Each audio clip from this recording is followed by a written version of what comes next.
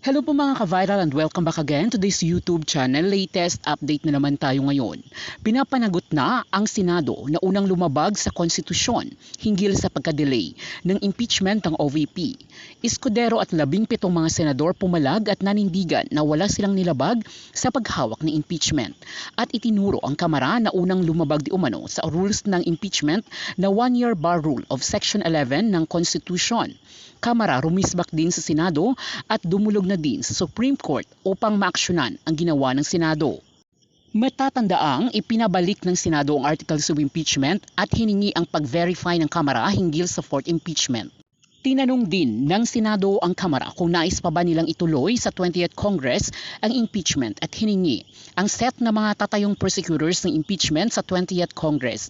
Dahil sa nangyari, maraming mga netizens ang nadismaya sa pagka-delay ng impeachment at nananawagan na panagutin ang Senado na nagpabalik ng impeachment at pabor na ipadismiss ang impeachment ng OVP na pinirmahan ng 250 ng mga mambabatas. Dahil di umano ito sa question of jurisdiction ng impeachment, na tinutulan naman ng Kamara na nananawagan na dapat maging impartial ang Senado bilang impeachment court sa paghawak ng impeachment. Mas mahalaga di umano ang accountability kaysa technicality. Ayon sa Kongreso ay nais malaman nila kung anong nangyari sa confidential funds ng Vice Presidente at ang accountability sa grave threat nito sa Pangulo, First Lady at Speaker of the House. Sa ngayon ay inaantay na lamang ang formal na pag-upo ng mga senador at representatives sa 20th Congress upang masimulan na ang pagdinig sa articles of impeachment kung saan magpipresenta ang prosecutors ng kanilang mga ebidensya at sasagot dito ang kampo ng Vice Presidente bilang defense team ng impeachment. Given po yung question on the constitutionality of the impeachment proceedings and how they would move forward po, may need po ba to revisit rules on impeachment such as yung 1-year bar rule nga po and making the term forthwith more specific, more may timeline po siya?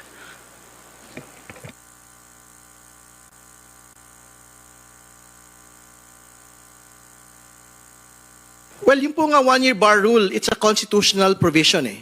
So hindi ho natin yan pwedeng galawin unless meron po tayong constitutional amendment. No? Pangalawa, syempre ginagalang din po natin yung karapatan ng Korte Suprema na to look into the facts concerning po yung on whether or not nakapag-comply nga po sa 1-year bar rule. Obviously, yung Congress, meron siyang sariling pagtingin in each and every case po na na-raise, no? From Francisco to Gutierrez, I think up until to today, syempre we will probably be raising some questions on whether or not there is an actual judicial overreach on the question. Pero ginagalang po natin yung jurisprudence na inabot na po nito. No? So, I guess, patapusin muna natin ho yung proseso, una, ng Korte Suprema. Pangalawa, ito pong impeachment po muna ni Vice President Sara Duterte, bago ho natin pag-usapan po siguro yung pagbabago po ng rules ng impeachment ng Kongreso. At di ko alam kung yung Senado magbabago din po ng sariling nilang rules. Well, unang-una, hindi po natin po pwedeng baguhin yung proseso ng impeachment sa House Rules kung hindi po ito mag-aakma sa ating saligang batas. Considering na ang sinasabi at maliwanag naman po yung provision na ito sa ating saligang batas, hindi po natin ito mababago. And then regarding naman po yung reports na nag-withdraw raw po si Lorna Kapunan bilang legal counsel ni Atong Ang, sabi raw to focus on her role as private prosecutor. Makaka-affect ba ito sa ginagawa nilang pag-reconsider kay Kapunan, sa inyo, kay Kapunan as private prosecutor po? Well, to be honest with you, si Attorney Kapunan po ay isang abogado. So dapat i-separate po natin yung kanyang trabaho dito po kay Atong Ang dahil ang ginagampanan po niya doon ay trabaho niya bilang isang abogada. Sa amin naman po kasi, siya po ay pro bono, hindi pa po siya parte ng private prosecutor. Siya po ay from time to time kinukonsulta po namin bilang isang abogado at bilang isang legal expert. Hinihingihan po namin sila ng kanilang mga opinion. And to be honest with you, marami rin po sila. Hindi lang naman po si Attorney Kapunan ang nagbibigay po ng pro bono service sa amin bilang isang mga eksperyensadong mga abogado.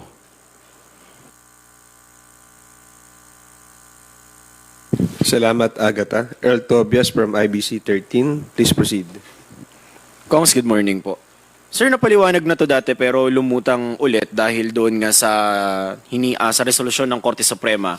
Ang pagkakaposisyon po kasi ni Vice President Sara Duterte doon sa argumento niya sa one-year bar rule ay deliberately daw po na circumvent o as if iniwasan ni House Secretary General Velasco yung tatlong naunang na-file na impeachment complaint para magkaroon daw ng magkaroon daw ng oras doon sa pang-apat na impeachment. So it's as if, sir, sinasabi na meron talagang allegedly intention na hindi initiate yung tatlo para hindi ma-violate yung one-year bar rule. Pero sir, does that not warrant proof on your part? And ano lang pong masasabi nyo na ganun yung argumento ni BP Sara? Sige, better ako sumagot dun dahil wala pa naman ako 19th Congress, so I can speak as a disinterested party. Ang pinakamagandang sumagot dito ay siyempre si SecGen, no? SecGen Reggie Velasco, kung ano ho yung naging circumstances po ng unang tatlo na impeachment complaints. Pero I think legally, at ito naman ho yung tatanong, yung standards po talaga ng Francisco Gutierrez malinaw. May nag-file? Una, may nag-file. Alam na ho natin yun, no? Pero pangalawa, nagkaroon ba ng referral to the House Committee on Justice? Kung wala, how would the one-year bar actually set in? Hindi ba? So, ibig sabihin, we should let SecGen Reggie explain how it happened, but hindi ho nare-refer. No? Pero, I think yun po yung standard na itatanong po ng Korte Suprema on whether or not the one-year bar rule was actually breached. No? At again, dun sa apat po na impeachment complaints, malinaw po yung sagot po rito nang talaga po nga tumawid to the Senate, yung talaga po nga magkikick in yung pong one-year bar rule ay wala pong iba kundi yung fourth impeachment complaint. Yung one-year bar rule, tingin ko marami ng paliwanag na nailahad dito.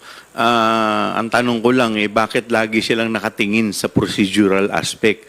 Bakit hindi po nila sagutin yung mismong meat o yung core ng impeachment? Tingin ko yun ang nililihis po nila yung issue.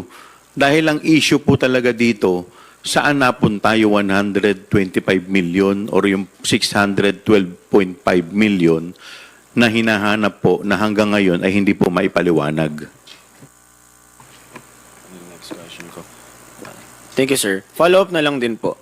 As part of the House Prosecution Panel, Kong Joel, napasadahan nyo na po kanina. Pero sa pagko-convene ulit ng Senado para buksan yung kanilang, para simulan na yung paglilitis sana kay BP Sara Duterte, would it be acceptable for the House Prosecution Panel kung maging matter of debate pa rin at kapatid ng motion to dismiss ay ikabit ng mga ilang senator judges na nagpahayag na ng kanilang mga sentiments about that, yung meron ng desisyon, meron ng pending na about the petition dito sa Korte Suprema kaya dapat i-dismiss na lalo yung BP Sara impeachment trial? Hanggat wala pong temporary restraining order na inilalabas po ang ating Korte Suprema, meron po tayo laging presumption of regularity or legality. Kaya sa amin pong paniniwala, dapat po mag-proceed na po ang trial. Impeachment trial ng ilang mga estudyante, sir. Kung ang definisyon nila ng pagiging patas ay kakampi sa kanila sa gusto nila, pues hindi patas yun. Klaro ang kanilang gusto mangyari at hindi porkit hindi sumasang-ayon sa kanila o sumusunod sa kanila, eh hindi na patas. Being fair means applying the rule evenly to everyone regardless of who it is. So you will not inhibit it? I do not consider it a necessity, nor do I consider it not being fair. Sir, process of trust daw, sir, para process of trust at may balik yung credibility. Uulitin ko, pabor sila, klarong pabor sila ma-impeach ang Vice President, klarong ayaw nila sa Vice President. Sinabi ko rin nila ulit na noon. Sino mang pabor o kontra sa impeachment, sino mang pabor o kontra sa natasakdal, hindi namin papakinggan. Gagawin namin kung ano tingin namin tama at naaayon sa batas. At hindi pa ba sapat na sa ngayon? Kinatigan ng Korte Suprema ang ilan sa posisyon ng Kamara ng Senado. Out of the 11 questions in the Supreme Court, 5 of those were questions of the Senate itself to the House of Representatives. Kulang-kulang kalahati. Pareho ang tinanong ng Senado sa Kamara at tinanong ng Korte Suprema. Maliban na lamang siyempre kung tingin na naman nila sa Korte Suprema, ay hindi rin patas. And the impeachment trial will be on August 4, sir. Ang pag-uusapan pa yun, ng mga miyembro ng Senado, ng impeachment court, pag nag-resume na ang Senado. Pero yun yung tinatalaga namin dahil kailangan magbigay pa ng notice sa mga partido bago magsagawa ng hearing. Sir, yung assurance lang daw na magkakaroon ng impeachment trial. Ayan na naman kayo eh. Hindi ko kailangan sagutin yung mga tanong na babalang tulad yan galing sa mga grupo, ulitin ko na naman lamang at ligil na ligil na matuloy yung impeachment trial. Tutuloy at mangyayari yan ayon sa batas. Sir, according to Senator Jingo Estrada, planchado na yung pag-upo niyo ulit bilang Senate President. So, 18 senators na daw yung sumusuporta sa inyo. So, ready ka na ba na tanggapin ulit yung Sino man ang bibigyan ng kumpiyansa ng mayoriya ng mga senador, dapat hindi niya talikuran yung responsibilidad na yon. May numero man ngayon o wala, ulitin ko, ang magpapasya niyan yung pagbubukas mismo ng Senado dahil doon lamang bibilangin yung boto bilang pagsuporta sa susunod na bagong Senate President. Pero may resolution na, sir, na signed by 18 senators. Hintayin na lamang natin. Hindi naman dinidiscuss yung resolution na pinapresenta yung resolution yun eh. Botohan, by a show of hands, But you ang know- nangyayari sa Senado. But you know that you have the supermajority backing. We are hopeful. We are hopeful, yes. Sir, August 4 na yung start ng impeachment. Yun yung imumungkahi ko. Bakit yun ang petsa nyon? Dahil kailangan bigyan ng notice yung mga partido. Hindi naman pwedeng naisipan lang ng majority ng Senado, pag-open ng Senado, bukas na bukas din. Kailangan may sapat na baton para mabigyan ng notice yung mga partido. What can be expected dun sa first week ng pagbabalik nyo if wala pa yung impeachment trial? The usual, ang organization ng mga committees, pag-elect ng mga chairman, vice chairman, members ng mga committee, at pagbasa on first reading ng mga bill na final para ma-refer sa committee at tumapuna yung legislative process sa mga bill na ito. Sir, tapos na yung distribution ng committee chairmanship. Hindi pa. Pero Mapa-finalize yun kapag may formal na na-elect na Senate President. may mga na-assign na. Again, hindi pa. Lahat yun mapa-finalize kapag nababago naman yung usually. Sa tagal ko sa Senado, Sally, nababago yun paminsan-minsan. So mahirap magsalita at napatapos hanggat hindi pa nahanap. Pero yung mga sumusuporta, sir, may mga hiningi na sila sa inyo. Napag-usapan na ang ilan pero hindi pa lahat. Yung August 4 na date ay ano na yun, sir, consensus? Hindi pa. Hindi pa kami nagkakausap eh. Gusto ko formal kami magkausap bilang isang Senado, bilang isang impeachment court. Pero yun yung mungkahi dahil nga ayon sa legal team, kailangan ng notice at period para ma-notify ang mga partido. So what do you say, Lord, kung ano yung sabi na delay, anong itutukoy nyo doon sa sabi na dinidelay na naman ito? Hindi namin trabaho na madaliin ito sa balakasulat na madaliin ito. At kung hindi porkit nagmamadali sila, ay kailangan na rin namin magmadali. Gagawin namin ito ayon sa proseso. Ulitin ko, madaliin, delay na naman, bukas na bukas din, mag-hearing tayo kahit walang notice sa mga partido. Ano naman yan? Sir, paano mo finalize yung date, sir, sa plenary po?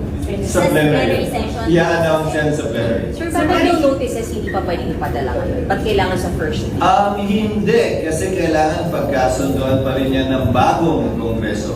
Alalahanin nyo, may mga bagong miyembro, bagong kongreso ito, at kailangan pagpaslahan ng ilan sa mga bagay na pinagpaslahan ng 19th Congress. Sinabi ko na sa inyo noon yan.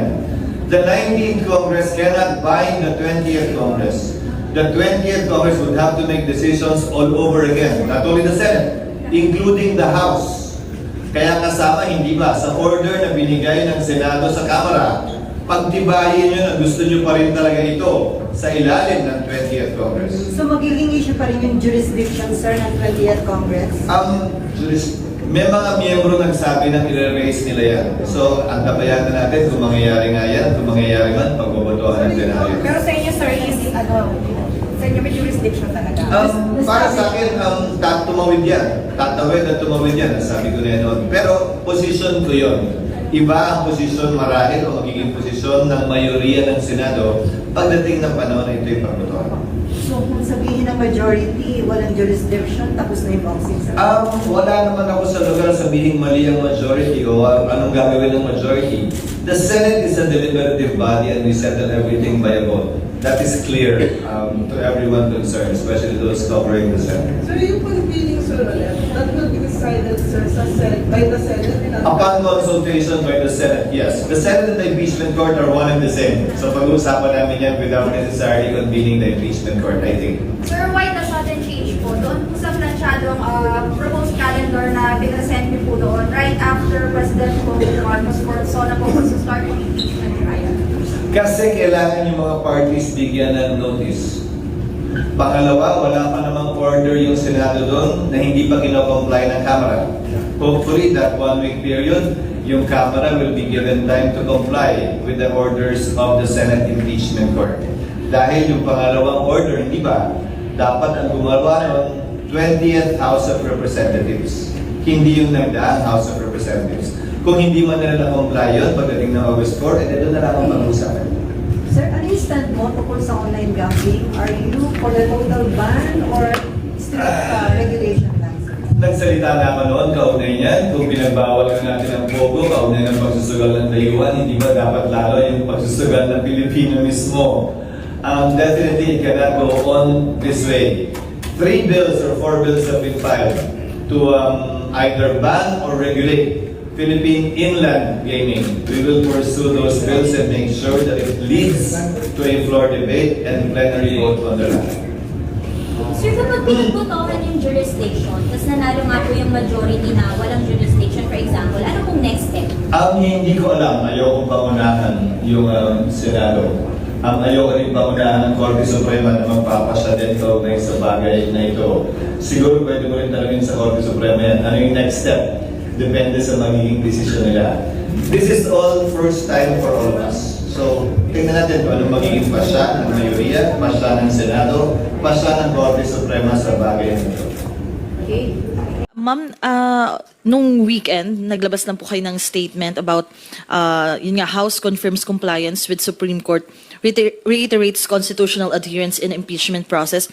May I ask kung nabigay na po today yung physical copy nung tugon ng House sa Supreme Court? And can you just elaborate for soundbite purposes lang po yung naging statement po about this? Yes, last Friday, the House of Representatives, through its counsel, the Solicitor General, already filed its compliance with the Supreme Court on the constitutionality of the initiation of the impeachment proceedings.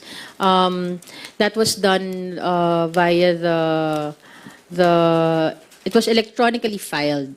Yung physical filing, I think, they attempted this morning, but because of the weather situation, mukhang nahirapan ata sila. So, we are awaiting some updates. At most, baka via registered mail ma-file today. Opo. And ma'am, after nito, ano yung inaasahan nating susunod na mangyayari dito nga sa impeachment proceedings? Well, dun sa Supreme Court case, I guess we will just have to await on the next steps by the Supreme Court. But for the Senate, we await for the start of the trial, as mandated by the Constitution. Mag-follow up lang po on impeachment. May we know for the record ano po yung naging tugon ng House dun po sa hininging information and documentation po ng Supreme Court on the impeachment case? Nilinaw ng House of Representatives sa Supreme Court na lahat ng naging actions ng House of Representatives ay ayon sa internal rules and regulations nito at ng konstitusyon. Yung tatlong impeachment complaints na na-receive ng December were acted upon within the 10 session day requirement of the Constitution. And the fourth impeachment complaint was acted upon also within the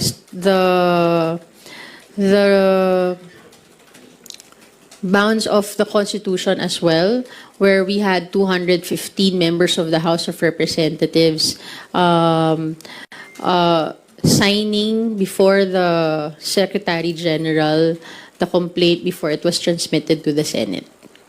And dun sa sa ibang matters that were asked by the Supreme Court, these were actions done within the internal rules and regulations of the House of Representatives, which fall under its legislative powers as a co-equal body. Ano po yung particular na response nyo po dun sa hinihingi ng Korte Suprema in relation with kung nabigyan ba ng opportunity si VP Duterte na sagutin yung po mga ebidensya na inihain laban sa kanya? Kung nasuri po ba ng mga House members yun pong mga articles of impeachment bago po pirmahan at i-transmit sa Senate?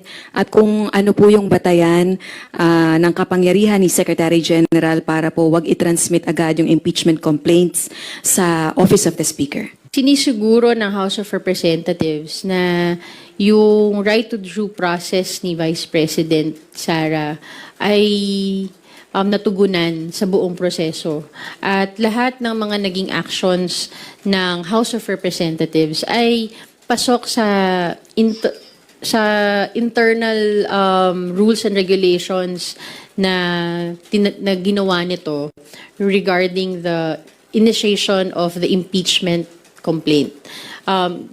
It is imperative also to recall that the initiation of an impeachment complaint lies solely with the House of Representatives.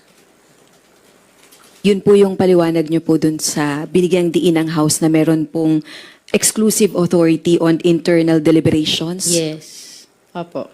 Na lahat naman po yan ay ayon dun sa kapangyarihan ng House sa paggawa nila ng kanilang internal rules and regulations at pasok din ito sa kapangyarihan ng House of Representatives na binibigay ng saligang batas. Ma'am, sorry, pa-follow up lang din po, kasunod din po doon kay Ate Rose, yung tungkol sa 10 session days, para mas maliwanagan lang po, paano po ba Oo, yung system? according sa Constitution, nire-require na ang impeachment complaint must be included in the order of business within 10 session days, which was followed according to the schedule of the House of Representatives. Can you elaborate lang po paano po ba, how it works yung 1 session day, 2nd session day na natapos? May schedule naman ng sessions ang House eh. So, yung dates of when it fell, pasok siya dun sa mga session days. Wala lang sa akin yung detalye nung per complaint kung ilan siya per na session day. Wait lang, nasan ba?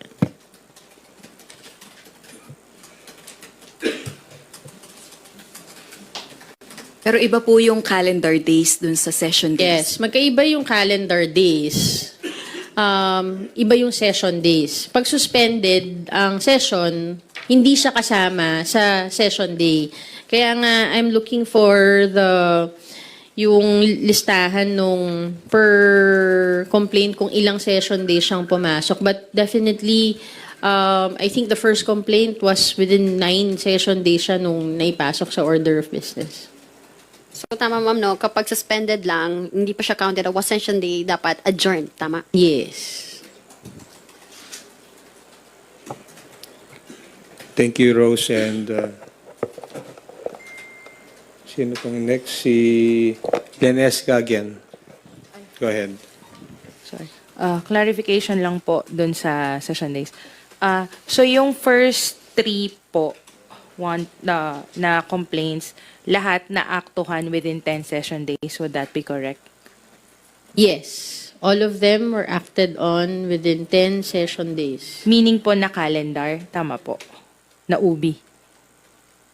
Nalagay po sa UBI, tama po. They were transmitted to the Speaker of the House and included in the order of business within 10 session days. Okay po. Sa yung second po, ma'am, you mentioned na yung the circumstances surrounding the filing of the impeachment, lahat according to internal rules and regulations.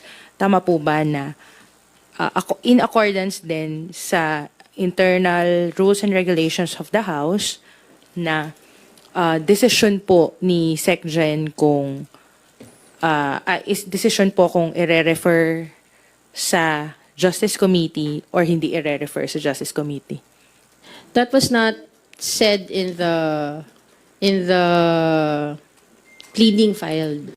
All that was said that all matters that were conducted in the initiation of the impeachment proceedings were done in compliance with the internal proceedings of the workings of the House. Kung parang kung yung naaktuhan po yung tatlo. So kasi ang contention po ng House, 'di ba, if I remember it right, hindi na-initiate yung tatlo kasi hindi naman siya na-refer sa House Committee on Justice. So nandun po ba yun sa Hindi. complaint? Yung tatlo kasi, na siya naging moot na siya because of the fourth complaint So they were archived. Yun yung kwento nun, diba? 1, 2, 3, and then may fourth. When they were